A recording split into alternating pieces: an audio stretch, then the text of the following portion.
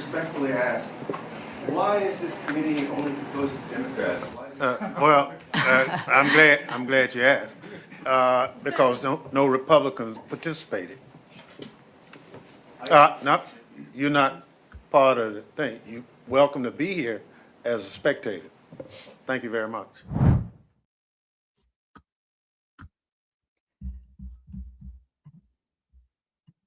Well, what happens when the government labels you a criminal before you've ever been charged? Because that's never happened before in America. When the narrative is written before anything can be explained and justice is expected just to follow magically later.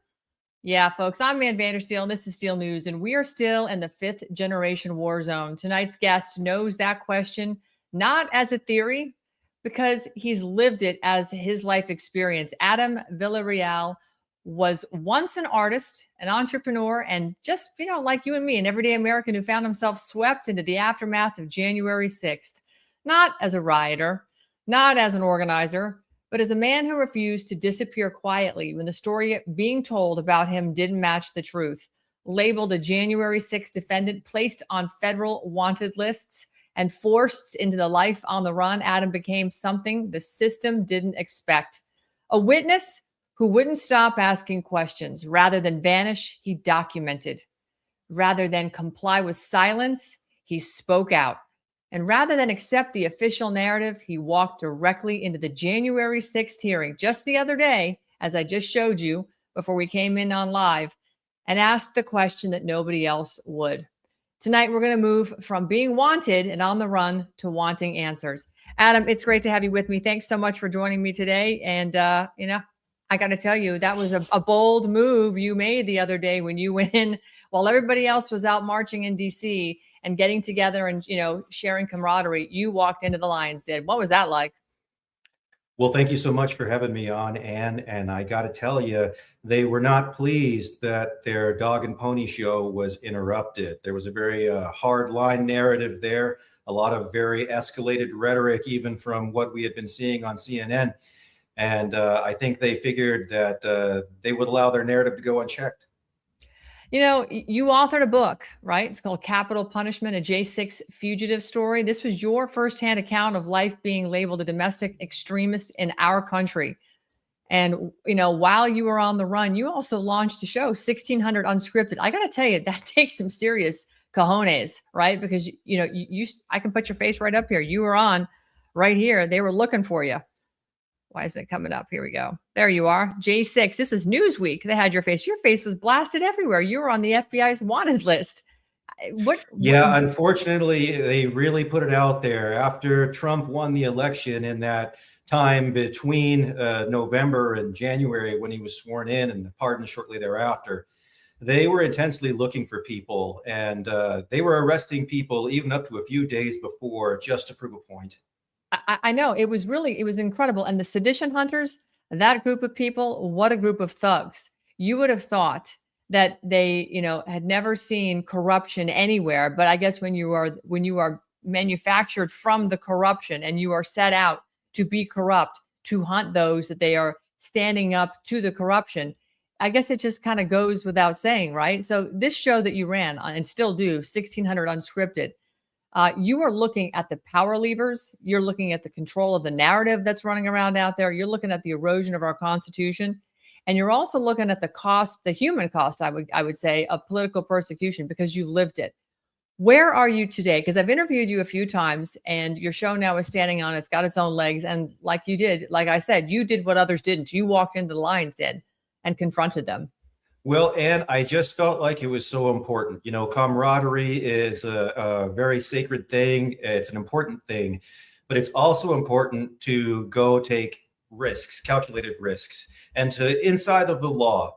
I wanted to show people right in the heart of their narrative that Trump released a crime wave on America by pardoning the J6ers, that we're all outrageous thugs. We're all ill-spoken, ill-mannered, terrible people. Well, I wanted to show them that we can also put on a suit and tie and be respectful and engage in the democratic process. Well, it's something that I think we're trying to do, and I'm seeing more and more Americans doing it, and it's really encouraging. But because again, this is the this is where we are in this country right now. President Trump is one man. He's got a couple of good people around him. And then I think he's got a bunch of boobs, to be honest, that are, I listened to Owen Schroyer just before we went live, and he was railing on Pam Bondi and Kristi Noem, basically saying they're useless, calling them bimbos in the White House, which, take it for whatever you want. But that's where America is in a lot of aspects. They're just fed up with what's going on right now. So let's take us back, because before J6, I don't know if people know who you were and how J6 radically changed your life overnight. Give us sort of a walk in the park, or a day in the life of Adam Villarreal before January 6th. And let's talk about the evolution today and what your mission is. Sure. I was an artist. I loved to travel. I had my own life. And I did investigative journalism as a hobby on the side. And I had been covering Stop the Steal and COVID disparity. In the liberal cities, everything was locked down tight, but you went out to small Republican towns and there was no restrictions at all. And seeing that firsthand just changed everything for me. I saw people suffering, people losing their livelihoods during COVID. And then the repercussions of what we thought then could have been a stolen election. And as time went on, we saw more and more evidence to support that, culminating in everyone showing up on J6 and trying to represent for their nation, for their freedom, for their country as patriots. So it was that change. It was watching the liberal government under Biden crack down on the American people that really motivated me to move to DC and take up activism full time. Wow, that's a big, big decision. So from January 6th, you got labeled a domestic terrorist, basically without any due process, as did I, as did many other people who were in DC that day, and it became life on the run for you. What is being on the run actually look like in America today? Because you managed to launch a podcast, and I don't want to give the FBI any grace, but they couldn't find the pipe bomber, and then they magically found one. They couldn't, really come and track you down so well in your podcasting. So what was that like? Well, first thing I want to say is I respect law enforcement, and I think people should follow the law. I felt myself in an extenuating circumstance where my government had become tyrannical. And the whole point I talked about with my younger brother, who I kept in contact with over the 4 years, that if we could just make it through somehow on the other side, then we could be an example to other people. You don't have to be violent. You don't have to cause chaos. If you can just dissent, if you can just disagree, say that I'm not going to put up with this, and to the best of my ability, I'm going to not participate.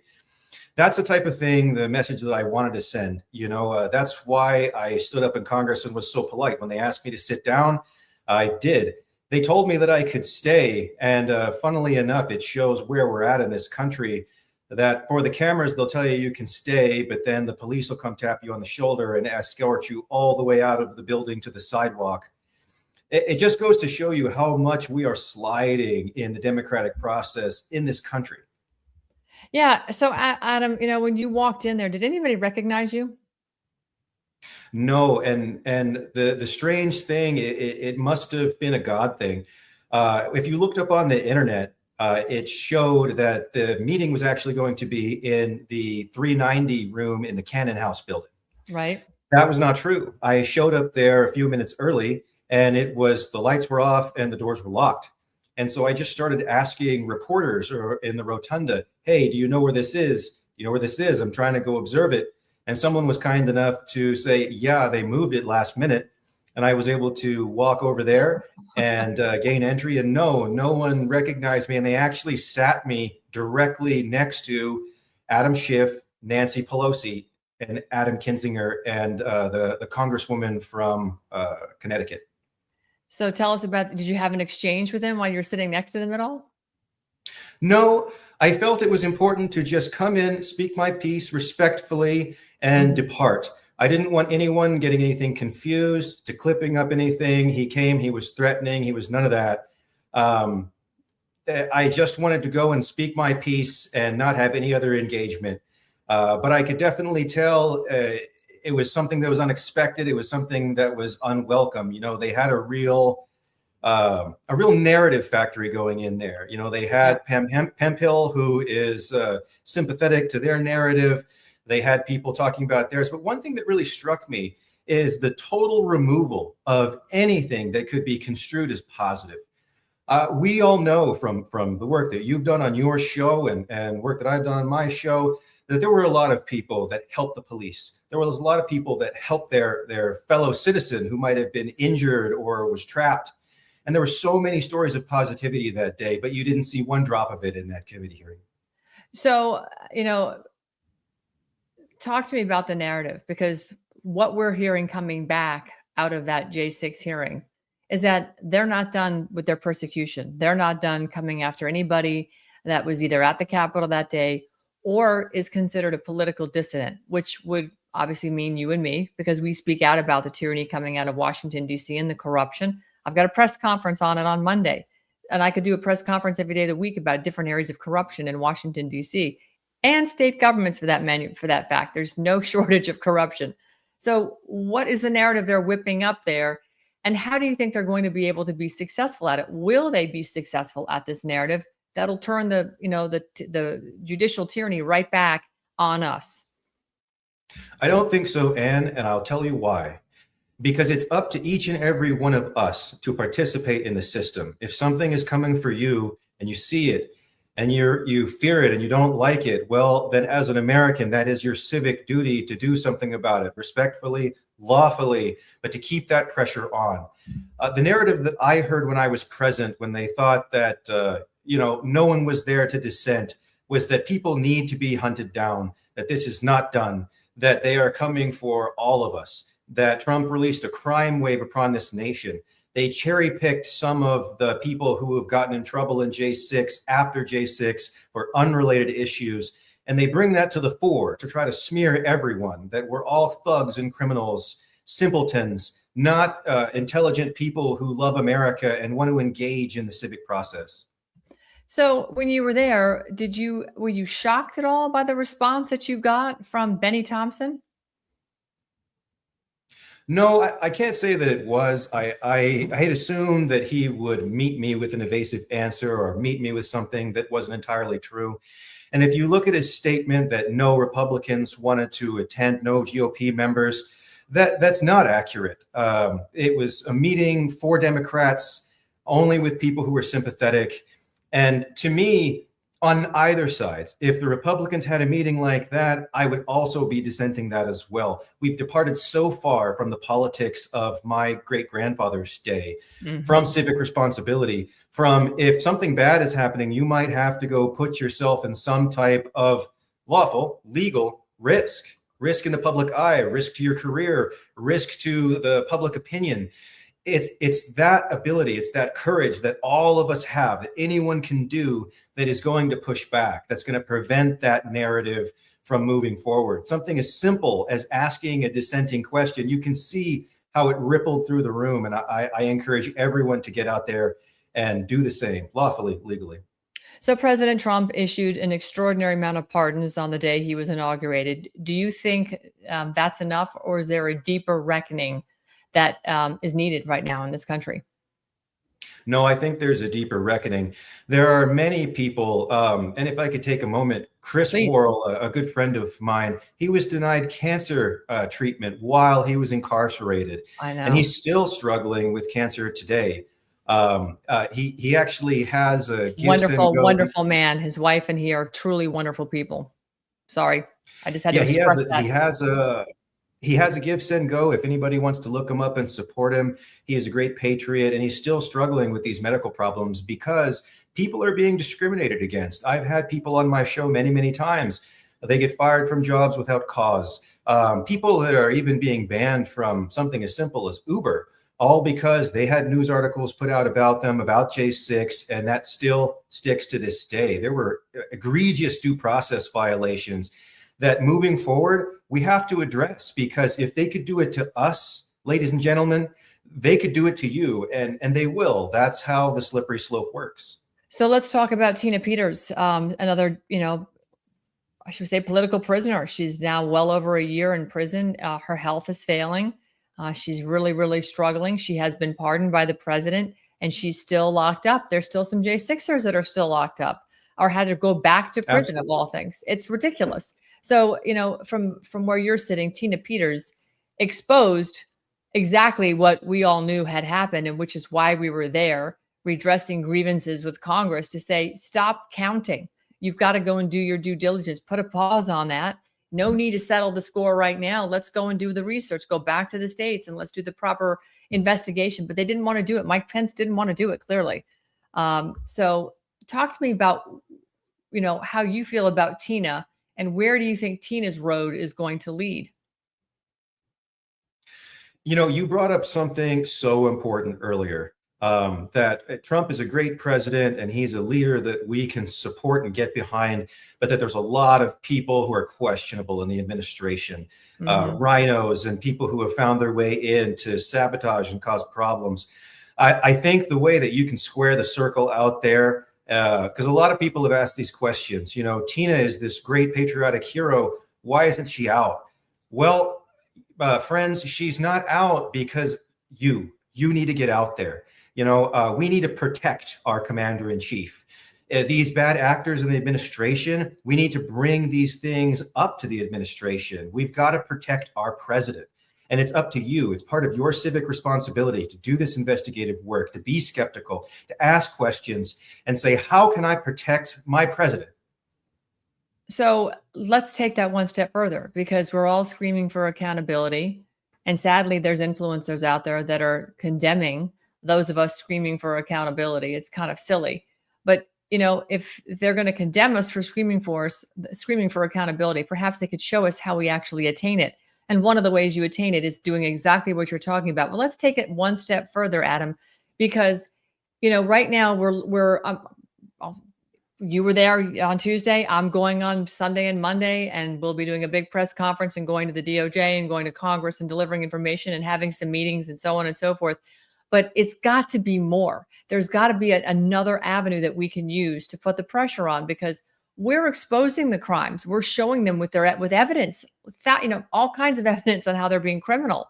And yet they still control the levers of power. So what do you suggest the American people do? And in concert with that, what are you seeing this administration doing that might actually work in concert with the efforts that people on the ground are doing, the true essence of the government, we the people? Do you see some synergies coming together, some of the moves President Trump is making, perhaps the National Guard being installed, 500 men or women in a unit in all 50 states? What do you see going on that's giving you some encouraging signs that we might actually be able to thwart Goliath? I think the administration is trying very hard, especially President Trump. If you look at the moves that were done involving single-family houses being owned by large firms, particularly BlackRock and Vanguard, look at that announcement that Carolyn Levitt made just a few moments before the end of the press conference. You watch stock tumble right after that from people who thought that this was going to go on forever, that these large multinationals were going to basically strip by single-family unit neighborhoods, and it was going to price the average American out of the market. There's a lot of anxiety out on social media about these issues, but you can see the administration directly just did something about it. And it's those type of actions that are so extremely fought back against by these multinationals, by these big corporations. That's what we have to help with, because they are hamstrung. They're dealing with a hostile Democratic Party. They're dealing with a hostile portion of the GOP who's rhinos. And so how can you just expect these people who only have 24 hours in a day, who are fighting for this country, to do it all by themselves? They can't. And I think moving forward, the synergy that I see is young and old uniting. I see a tremendous energy in Generation Alpha, in that 15 to 20-year-old demographic. And they feel ripped off a lot by what has been perpetrated against them by the Biden regime, by a lot of these institutions that have kind of been ingrained in the fabric of our society that aren't America first. And I see the elderly who are also a similar sentiment, starting to feel, what did I do with my life? Was there purpose? Was there meaning? That wisdom can be combined with that energy from the younger generations. When you're my age, when you have kids and a mortgage and a house, it's so tough. Ann, it's so tough to look outside of yourself and your own life. But those people who are a little younger and a little older, they have such energy. They have such zeal for this country.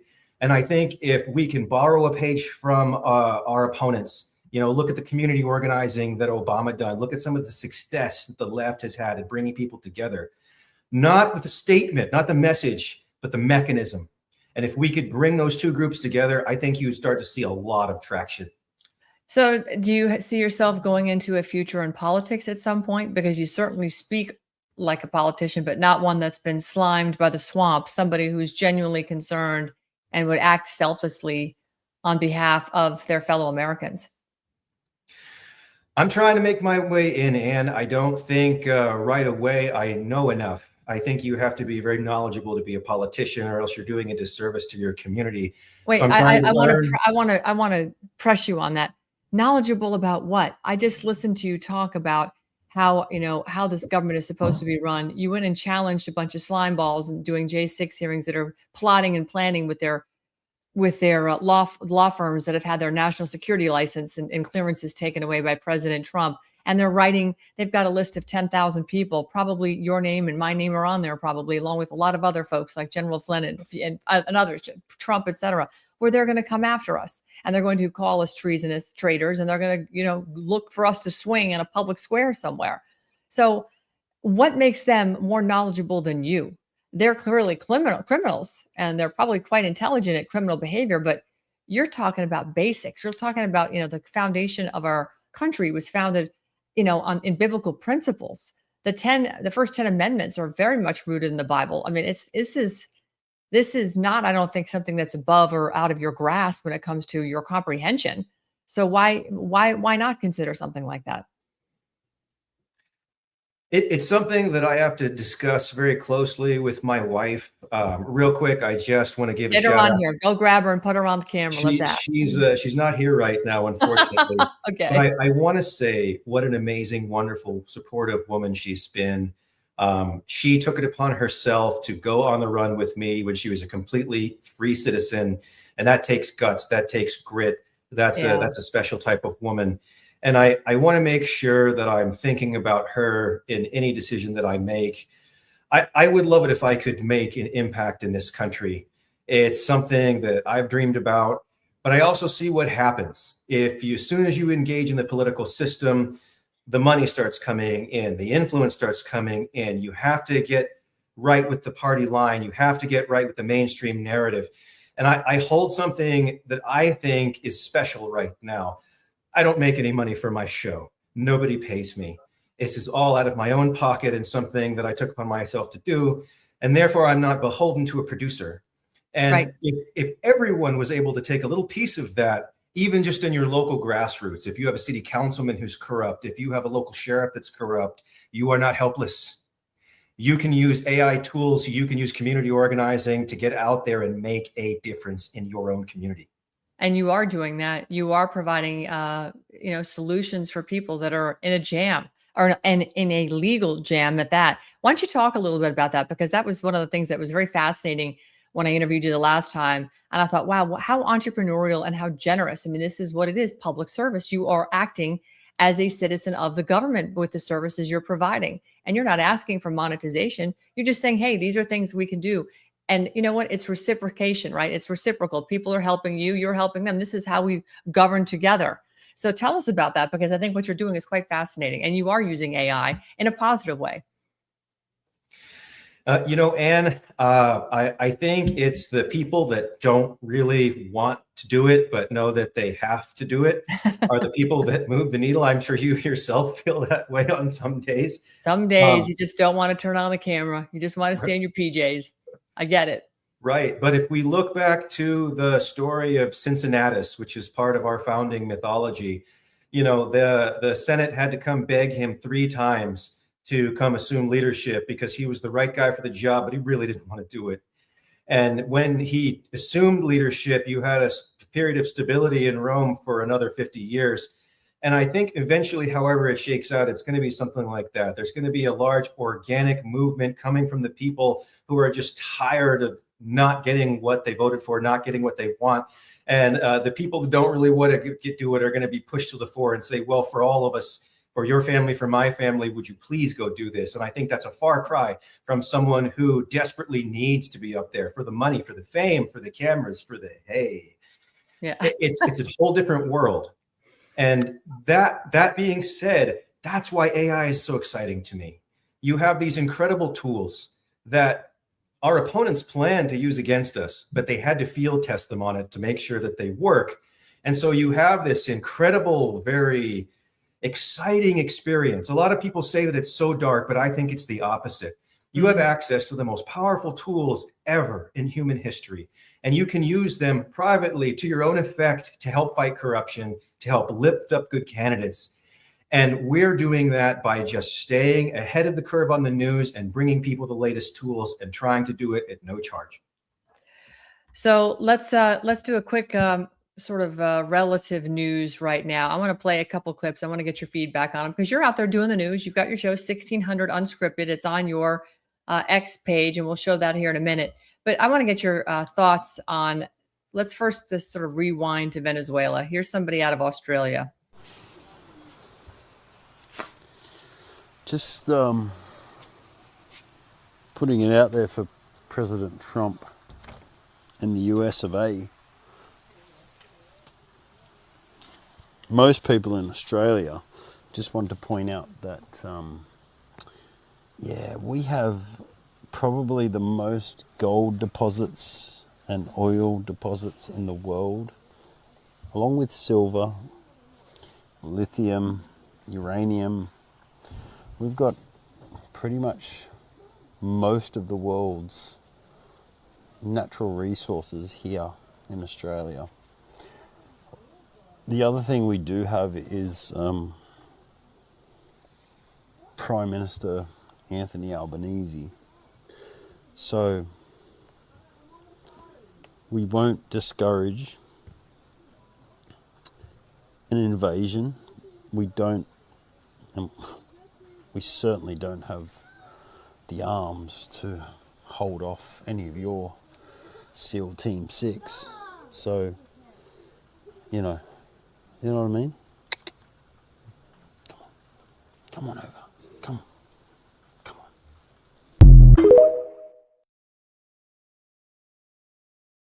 That the world views what we did in Venezuela as a positive for the Venezuelan people. Do you think it's going to be a positive for the Americans? Is it going to be a positive for world peace? What is your interpretation of what went down? So this is where I think it's so important for people to have engagement.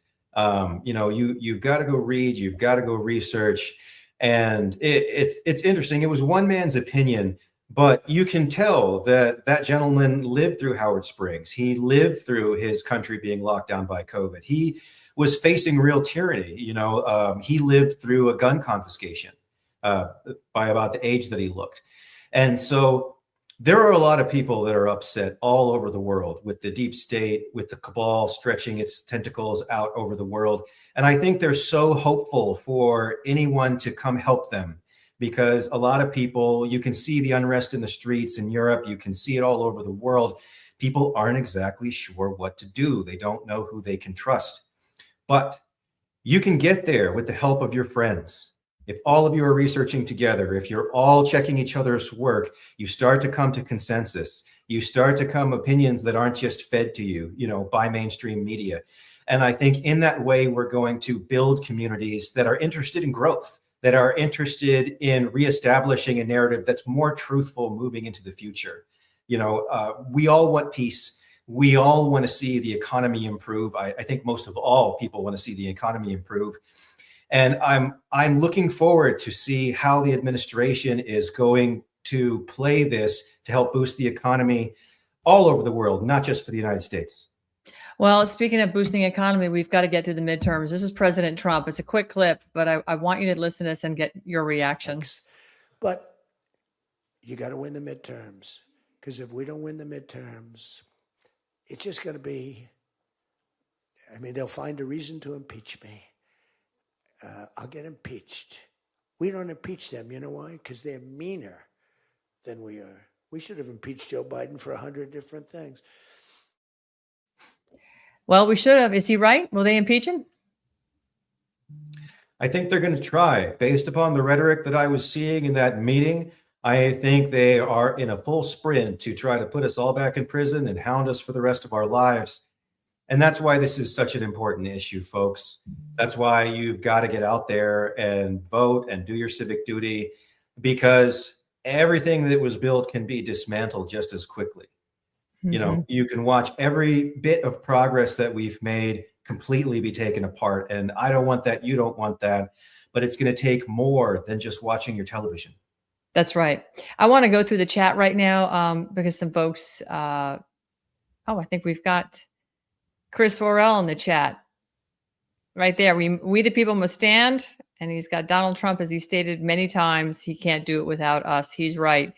Chris, I don't know if you saw this, but Mr. Wonderful posted this in the chat. There are 2 cures for cancer, fenbendazole, and of course, ivermectin, menbendazole, and he's got another compound here, dichloroacetate, DCA.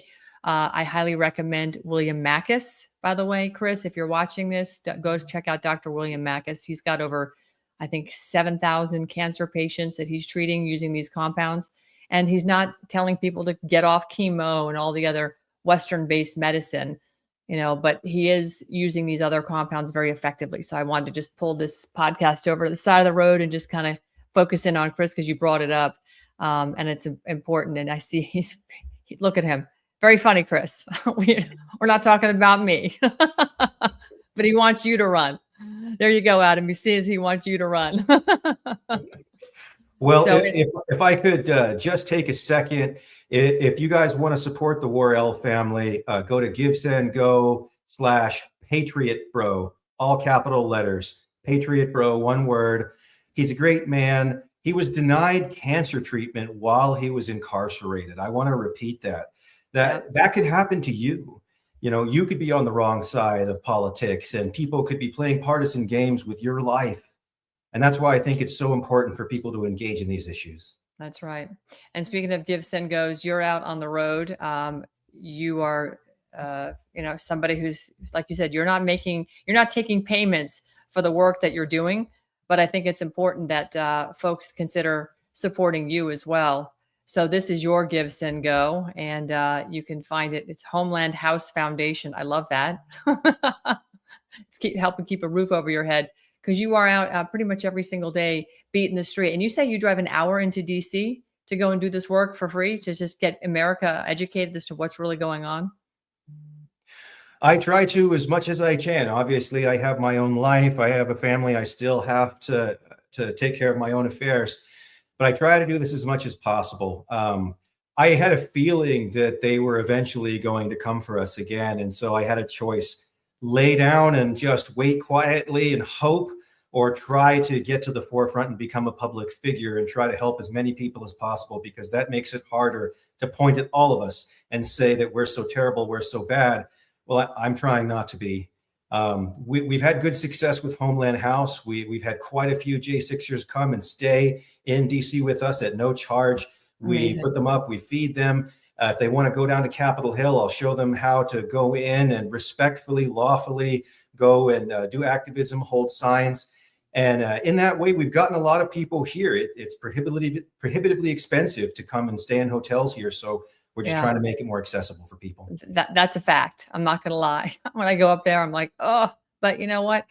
At the end of the day, what is the point of having any of this money if you're going to have a country that is now going to take it from you anyway? And we're seeing examples of that, where they're taking your money every single day in different ways through different agencies and different industries. And Capitol Hill is no different. They are just a giant vacuum for our dollars, and they're stealing it, and we're paying for it, which is just absolute insanity. Adam, I appreciate you coming by. I want you to kind of riff for a little bit and sort of let people in America know, give them some marching orders, some instructions. I mean, besides standing up and speaking out, give us some detail down at the local level. What can people actually do that's going to make a difference and get them feeling like they're part of the process, so that we're going to start getting some of these bad actors out of our way? We got to elbow them out, but we got to show up to do it. Absolutely, Ann. So for everyone out there, here's a direct, actionable strategy you can use to start civically engaging and get some accountability on your local level. A lot of people wish that they had a knowledgeable friend to be by their side, to be their comrade in these fights. But people get scared, people have lives, and they can't be there for you to do that. Well, with prompting and with AI, you can. And by telling an AI of your choice, I prefer Gemini or Grok, or you could, there's many, many, many others. You can say, drop into the role of my political consultant in my hometown and my state. These are the issues that I am facing, and I am trying to engage in the civic process and bring accountability to these bad actors who I think are operating against the public interest in my location. And just like that, pop like a genie, your friend is going to be prompted into existence. You can then modify that prompt. You can feed it information, local court documents, local newspaper articles, and you now have a friend that doesn't get tired, that never gets impatient, that will work on with this on you for free every single day if you use one of the free options. If you pay as little as $20 a month, you now have the option to plug in Google Drives, and you can take giant reams of paperwork. If you're watching your mayor do something dirty and he's trying to hide it in 10,000 pages of boring local paperwork, well, you can't handle that, but your AI friend can, and they are devoted to your cause. And you can do that for almost free or no money. I would encourage everyone to get out there and do that simple thing. Everything that I've done is based upon those building blocks, and there's not really any way to dismantle it. That's a very simple legal thing that anybody can do, and it causes these people just a great degree of headache. And I would encourage you all to go out there and get some. Well, that is great advice, Adam. I appreciate it. Thank you so much. I really mad respect for the work that you're doing. It's not thankless because the right people are seeing it. They're getting the information they need. And at the end of the day, you're serving. And that's really what we're here to do. So, take care of ourselves, take care of our fellow man, and certainly stand up to tyranny. God didn't put people on the planet to be ruled by, tyranny. That's not why we're here.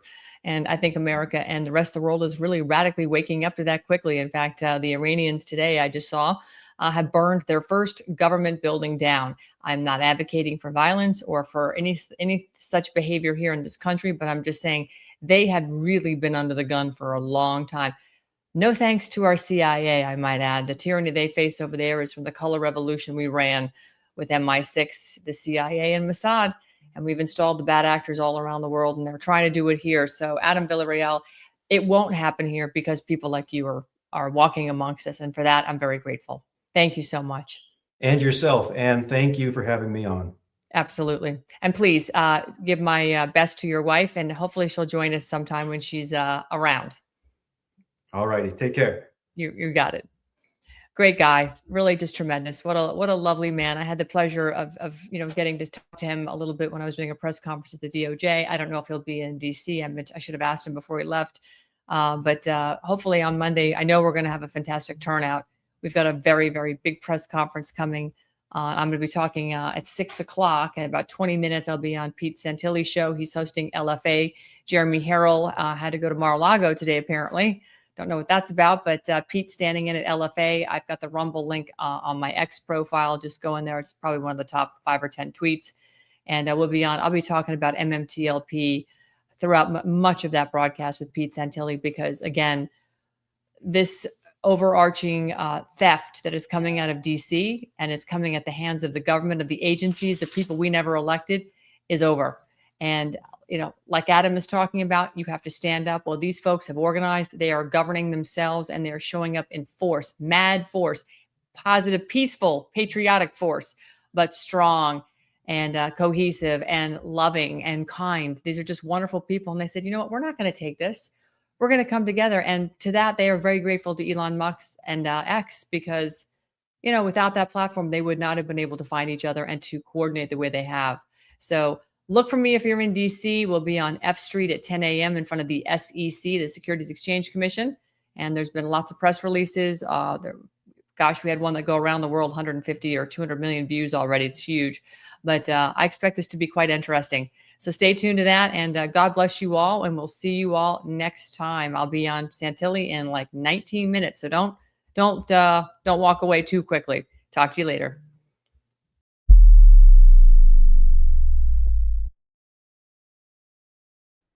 Many of you have been asking, where am I getting the energy from? Where is the glow coming from? What's changed with your hair and skin? Well, simply in the last month, I started taking a product, C60 Evo. If you go to c60evo.com/Ann Vandersteel, you too can get radiant energy, mental focus with C60 Evo's ESS 60. What is it? That is pure C60. Get that increased flexibility, immunity, and longevity.